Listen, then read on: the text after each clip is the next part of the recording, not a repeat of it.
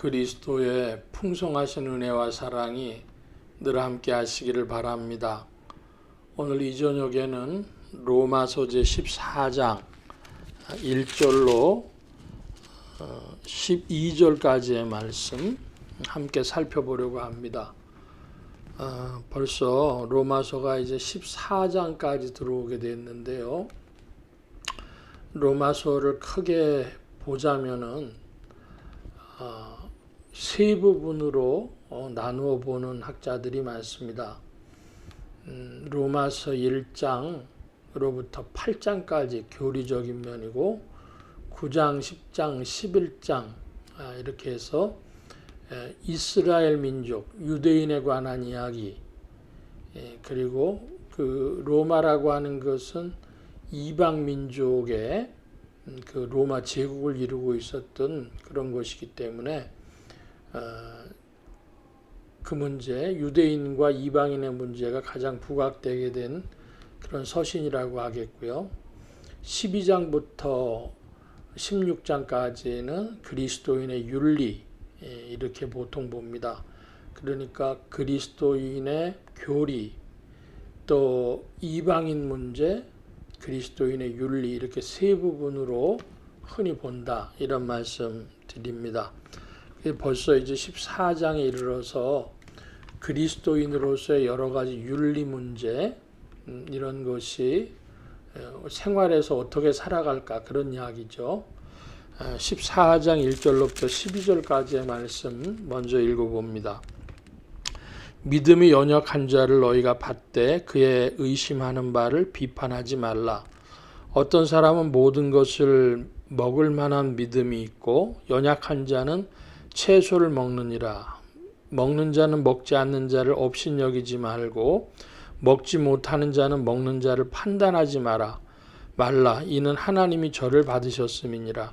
남의 하인을 판단하는 너는 누구뇨? 그 섰는 것이나 넘어지는 것이 제 주인에게 있음에 저가 세움을 받으리니 이는 저를 세우시는 권능이 주께 있음이니라. 혹은 이날을 전날보다 낮게 여기고 혹은 모든 날을 같게 여기나니 각각 자기 마음에 확정할지니라. 나를 중히 여기는 자도 주를 위하여 중히 여기고 먹는 자도 주를 위하여 먹으니 이는 하나님께 감사하며 먹지 않는 자도 주를 위하여 먹지 아니하며 하나님께 감사하느니라. 우리 중에 누구든지 자기를 위하여 사는 자가 없고 자기를 위하여 죽는 자도 없도다. 우리가 살아도 주를 위하여 살고 죽어도 주를 위하여 죽나니 그러므로 사나 죽으나 우리가 주의 것이로다. 이를 위하여 그리스도께서 죽었다가 다시 살으셨으니 곧 죽은 자와 산 자의 주가 되려 하심이니라. 내가 어찌하여 내 형제를 판단하느뇨? 어찌하여 내 형제를 업신여기느뇨? 우리가 다 하나님의 심판대 앞에 서리라. 기록되었으되 주께서 가라사대 내가 살았노니 모든 무릎이 내게 꿇을 것이요 모든 혀가 하나님께 자백하리라 하였느니라. 그러므로 우리 각인이 자기 일을 하나님께 직고하리라. 아멘. 로마서 14장 1절 말씀 보면 믿음이 연약한 자를 너희가 받되 그의 의심하는 바를 비판하지 말라 그랬습니다.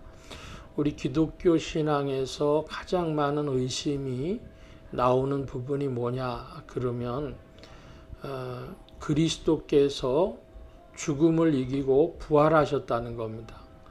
육체의 그 죽음 다시 일어날 수 없는 것인데 그 죽음을 해치고 육체로 부활하셨다. 빈 무덤의 사건이 되었다. 이것입니다. 그래서 2000년이 내려오면서 그 논쟁이 붙었고 지금까지도 자기는 그리스도인이라고 하는 것을 시인하면서도 그리스도의 육체 부활을 부인하는 이들도 있습니다. 그러니 이 문제 어떻게 할 것이냐? 초대교회에서부터 있었어요. 그래서 그리스도의 육체 부활을 부인하지만 그리스도를 위하여 순교한다는 이들까지 있었습니다. 자기는 성령의 인도함을 받기 때문에 그리스도께서 성령을 우리에게 베푸시는 분이시기 때문에 나는 그리스도의 육체 부활을 관심 없다, 못 믿는다, 그래도 난 그리스도를 위하여 죽을 수 있다, 이런 이들이 성령론 중심으로 또 있었습니다. 저 자신으로 이야기를 하자면 이상한 일인데요.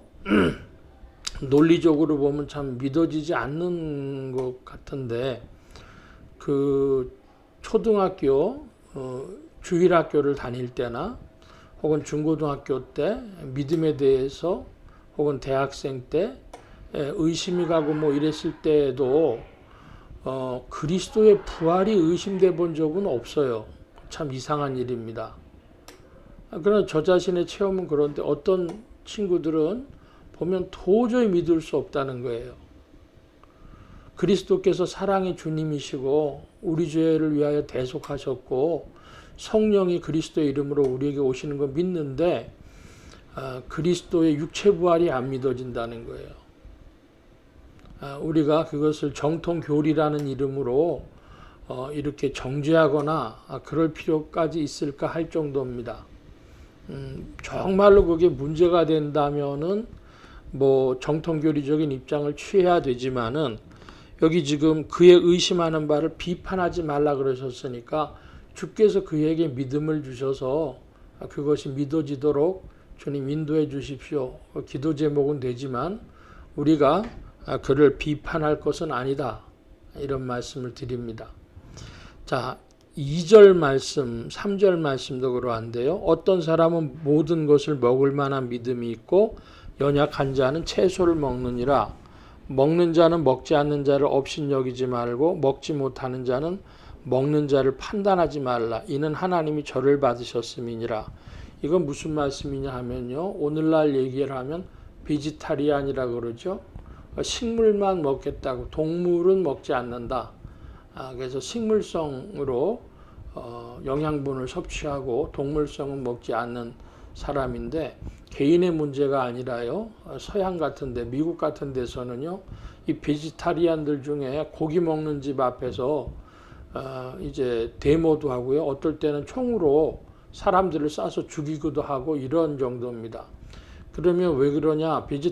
베지타리안들이 볼 때에 소고기나 돼지고기 뭐 이런 고기 먹는 사람들이 혐오스러운 겁니다. 짐승 같다 이겁니다. 또 반대편 사람들도 있는데요. 베지타리안들을 좀 코미디 같은 사람들, 세상에 더한 일들이 많은데 사람이 사람도 죽이는 그런 험악한 세상인데 그거 가지고 하는 것은 오히려 위선적이다, 위선자다 이렇게 또 얘기를 하는 이들도 많이 있습니다. 저 자신을 가지고 이야기하면 저는 초등학교 제 기억으로는 5학년 전까지는 동물성을 안 먹었습니다. 그 동물성을, 그러니까 소고기나 돼지고기 먹는 것이요, 조금 다른 사람들이 짐승처럼 보였다면 지나친 일이고, 아니 왜 저런 걸 먹지? 이런 생각이 있었습니다.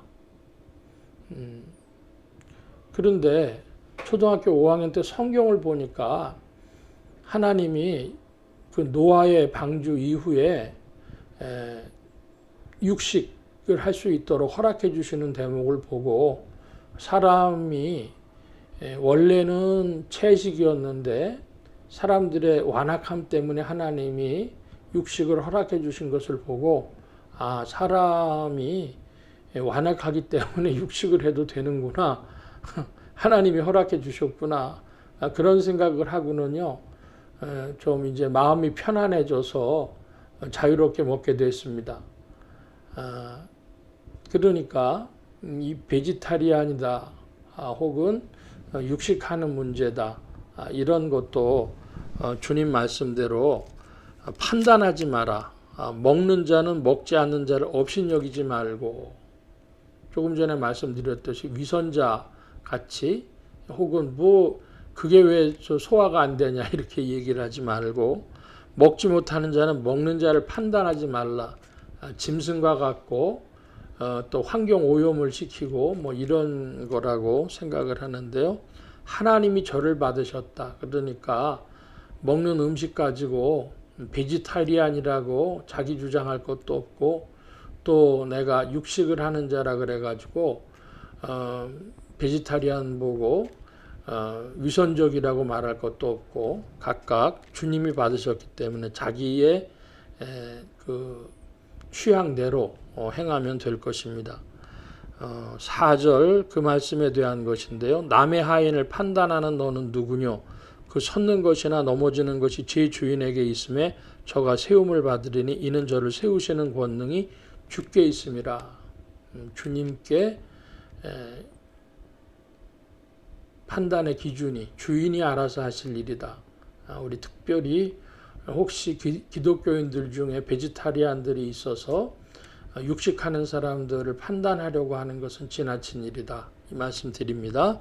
자, 5절 혹은 이 날을 저날보다 낮게 여기고 혹은 모든 날을 같게 여기나니 각각 자기 마음에 확정할지니라. 이건 무슨 말이냐 하면은요. 종교력하고 관계가 있어요. 우리 기독교의 칼란다를 보면은 세 개가 큰 중요한 그 절기가 되겠습니다. 하나는 부활절, 또 하나는 추수감사절, 그리고 또 하나는 성탄절, 뭐 이렇게 되는데요. 부활절하고 추수감사절은 구약으로부터 내려오는 근거가 있습니다. 그런데 성탄절은 어떤 근거가 있느냐? 이 질문을 할 때에 최근에 한국교회에 문제가 되기도 하는데요. 한국교회에서 20-30% 가까운 교회들이 성탄절을 지내야 되느냐 하는데 문제의식을 가지고 있습니다. 굉장히 높은 퍼센트죠. 그건 흔히 말하는 보수주의 교회 계통에서 나오는데 무슨 말이냐 하면은 이 성탄절이라고 하는 것이 그 당시 로마 제국 아래 로마에서 내려오던 그런 종교들, 로마의 그 토속 종교들 속에 내려오던 것을 동지가 되면 이제 부활의 신이 올라오는 뭐 그런 종교적인 배경을 가지고 나온 거라는 것이죠. 그래서 그게 이제 2000년 교회사가 지났지만 20세기에서부터 보수주의 교회를 중심으로 20세기 말부터 이거는 오히려 우상숭배 아니냐 이런 생각들이 많이 된 거죠. 그래서 이제 21세기 지금 2022년 들어갈 이 즈음에 우리 한국 개신교회의 20-30%의 교회들이 이런 논쟁 내지는 의심이 있는 거예요. 이거 우상숭배 아니냐 이렇게 되는 것이죠. 자, 여러분의 생각은 어떻습니까? 성탄절은 정말 주님이 오신 것을 축하하는 그런 우리 신앙을 표현하는 놀라운 날이냐, 기쁨의 날이냐, 그렇지 않은 우상숭배의 날이냐, 여러분은 어떻게 생각하십니까? 5절 말씀해 보니까 각각 자기 마음에 확정할지니라 그랬습니다. 각각 자기 마음에 확정할지니라. 저는 성탄절에 대해서 우리 성도님들한테 여러 번 말씀을 드린 것 같은데요. 선교적으로 성탄절을 이용하는 것이 덕이 있는 일이다. 선교적으로 옳다. 그런 입장입니다. 그러니까 그 날이 중요한 것이 아니라 그날에 무엇을 해야 하느냐, 이웃을 향한 선교적인 지향을 가져야 되는 날이다. 이런 말씀을 드립니다. 옛날에는 성탄절 때 안 믿는 사람들도 많이 초청하고 그랬었는데요. 그것은 참으로 선교적인 것이죠. 그래서 성탄절 무렵에 뭐 이웃을 돌본다든지 성탄절에 그 축하하는 행사를 해도 이웃 사람들 초청해서 한다든지 그런 것은 의미가 있다. 그런데 그 날 자체가 그 날이 뭐 12월 25일이면 12월 25일 그날 자체가 무슨 의미가 있는 것처럼 생각하는 것은 아니다. 선교적 의미가 있다. 이런 말씀을 드립니다. 그 예수님의 성탄절 탄생일 자체도 서방교회하고 동방교회, 정교회하고 서방교회인 천주교와 개신교 이 두 그룹 사이의 날짜가 다르죠. 정교회는 1월 달입니다. 그러니까 날짜 그 자체가 뭐가 있다고 생각하는 것은 잘못됐다. 선교적 의미가 있다. 그래서 축하하실 분들은 선교적 마음을 가지고 12월 25일 성탄절을 축하하면 될 것입니다. 6절 이하에도 그 말씀을 반복하는 것인데요. 나를 중히 여기는 자도 주를 위하여 중히 여기고 먹는 자도 주를 위하여 먹으니 이는 하나님께 감사하며 먹지 않는 자도 주를 위하여 먹지 아니하며 하나님께 감사하느니라. 우리 중에 누구든지 자기를 위하여 사는 자가 없고 자기를 위하여 죽는 자도 없도다. 우리가 살아도 주를 위하여 살고 죽어도 주를 위하여 죽나니 그러므로 사나 죽으나 우리가 주의 것이로다. 우리가 부활하신 그리스도를 나의 주님으로 마음에 모시고 영접한 후에는 이제 우리가 주님의 것이 되었습니다. 우리가 주라고 주님하고 부르는 것처럼 우리 인생에는 이제 소유권이 있는 것이 아니라 우리가 이것을 관리할 수 있는 운영권, 이것이 있는 것이죠. 그래서 우리 인생의 운영을 하는 것에 대한 권한은 우리에게 있지만 소유권은 우리에게 없는 거로 늘 주님께 묻는 여러분들 되어주실 줄 믿습니다. 9절 이하 봅니다. 이를 위하여 그리스도께서 죽었다가 다시 살으셨으니 곧 죽은 자와 산 자의 주가 되려 하심이니라. 죽은 자와 산 자의 주가 되셨다는 것은 그리스도 밖에 있는 자들 죽은 자고 그리스도 안에 있는 자들 산 자로 이렇게 선교적으로 이해하는 분들도 있고, 이 죽은 자는 육체적으로 세상을 떠난 이들, 그리고 산 자라고 하는 것은 오늘 살아있는 이들, 이렇게 물리적으로 생물학적으로 이해하는 이들도 있습니다. 그러나 산자와 죽은 자라 뭐냐면 모든 인류를 말하는 것이죠. 그래서 그리스도께서는 모든 인류의 주가 되십니다. 이것은 선교적 지향이 더 강하게 나타나야 될 그런 말씀인 줄로 믿습니다. 10절 이하입니다. 네가 어찌하여 내 형제를 판단하느냐 어찌하여 내 형제를 업신여기느냐 우리가 다 하나님의 심판대 앞에 서리라. 우리가 하나님의 심판대 앞에 설 것인데요. 요즘에 이번 주에 보고 있는 그런 금주의 성경 구절 중에는 성경 본문 중에는 전도서가 있는데 전도서도 하나님 심판하실 것을 이야기하고 있습니다. 근데 우리가 살다가 죽으면 개인적으로는 개인의 생명이 끝나는 것인지 모르지만 요한계시록에 또 이 로마서에 하나님의 심판대라는 표현이 나오고 있는 것입니다. 크고 흰 보좌의 심판, 백보좌 대심판, 하나님의 심판대에서 최후의 심판이 이루어질 때는 온 인류를 불러 심판하시는 것입니다. 그러므로 육신의 죽음으로 끝났다고 천국과 지옥도 잘 안 믿는데 그런 사람들이 있어서 이게 잘 안 믿어져요. 그런데 성경적으로 말하면 사람이 죽으면 마치 대기하고 있는 것과 같습니다. 어떤 이들은 주의 품 안에서 대기하고 있고 어떤 이들은 음부에서 대기하고 있는 거예요. 최종적인 것이 아닙니다. 최종적인 것은 온 인류가 하나님의 심판을 거친 후에 영생의 자리로 혹은 영벌의 자리로 이렇게 나아가는 것입니다. 그래서 이 하나님의 심판을 온 인류를 향하신 하나님의 심판을 안다면 우리가 조금 새로운 인식을 가지고 참으로 우리 인생을 두렵게 알며 하루하루 발걸음을 내디딜 줄로 압니다. 하나님의 심판 때 기억하시길 바랍니다. 11절입니다. 기록되었을 때 주께서 가라사대 내가 살았노니 모든 무릎이 내게 꿇을 것이요 모든 혀가 하나님께 자백하리라 하였느니라. 그러므로 우리 각인이 자기 일을 하나님께 직고하리라. 참 재미있는 표현인데요. 심판이 이루어지려고 하면 우리가 법정을 생각할 때에 검사가 있고요. 또 변호사가 있고요. 판사가 최후의 판결 내리지 않습니까? 이거는 서양식이고요. 우리 동양에서는 100여 년 전만 하더라도요. 조선시대의 재판은 사또가 혼자 합니다. 죄인을 데려오면 네 죄를 네가 알렸다 이러는 것이죠. 그럼 죄인이 아이고 살려만 주십시오. 잘못했습니다. 이렇게 말합니다. 내 죄를 내가 알렸다 그러면 너 무슨 죄 졌는지 네가 직접 말해봐 이것이죠. 근데 많은 분들이 각인이 자기 일을 하나님께 짓고 하리라.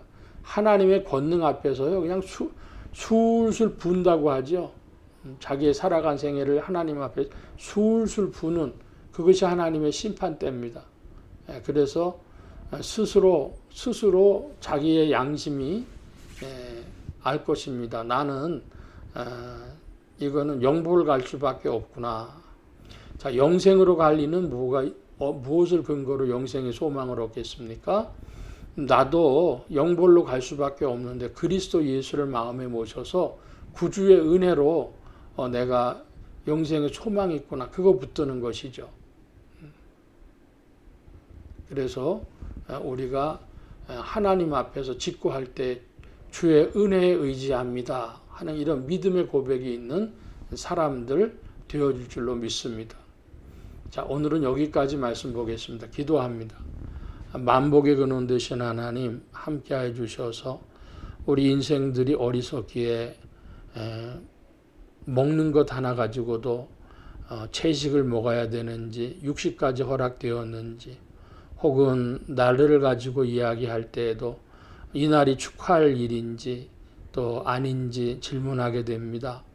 아버지 하나님 개인을 가지고도 생일이 축하할 날인지 아닌지조차 모르지만은 그러나 그리스도 예수 안에서 우리가 새로워져서 주님 안에 있는 자들로 사나 죽으나 우리가 주의 것임을 잊지 않게 하여 주옵시고 그리고 마지막 날 하나님의 심판대가 있을 것을 기억하고 살아가는 성령님을 따라 영생의 소망으로 나아가는 발걸음들 되게 하여 주옵소서. 도우실 줄 믿사오며 의지하옵나이다. 주께서 사랑하심 가운데 이끌어 주셔서 온 교회와 성도들과 주의 종들이 함께 하심에 예수 소망 교회와 온 성도들과 부족한 중에도 함께 하여 주옵시고 복음 전파 영혼 구원하는 일에 쓰임 받으며 더욱 성령님과 함께 전진케 하여 주옵소서. 감사하며 의지하올 때에 예수 그리스도의 이름으로 기도하옵나이다. 아멘. 하늘에 계신 우리 아버지여 이름이 거룩히 여김을 받으시오며 나라의 마옵시며 뜻이 하늘에서 이루어진 것 같이 땅에서도 이루어지이다. 오늘날 우리에게 일용할 양식을 주옵시고 우리가 우리에게 죄 지은 자를 사하여 준 것 같이 우리 죄를 사하여 주옵시고 우리를 시험에 들게 하지 마옵시고 다만 악에서 구하옵소서. 대개 나라와 권세와 영광이 아버지께 영원히 있사옵나이다. 아멘.